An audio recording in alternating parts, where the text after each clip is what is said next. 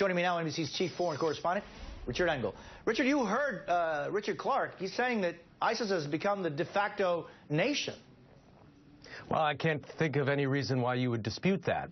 It's not a traditional nation. It certainly doesn't have a seat at the UN. It's a terrorist state, but it is a state that international efforts, U.S.-led efforts, have not been able to dislodge, and it seems to be getting bigger. Although the U.S. is leading an air war against Iraq, or in Iraq and in Syria against ISIS, the group is continuing to expand.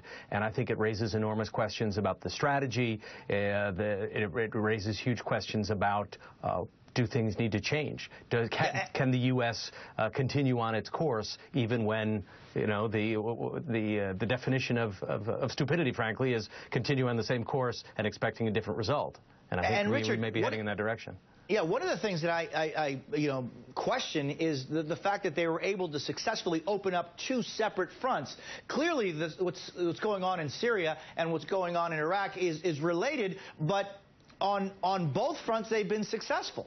The problem is that in each case the regimes, the Iraqi regime and the Syrian regime, are incredibly weak. The Syrian regime has been fighting off this civil war for the last 4 years, roughly, and it has been fighting it off with sometimes U.S. support, trying to weaken the Syrian regime.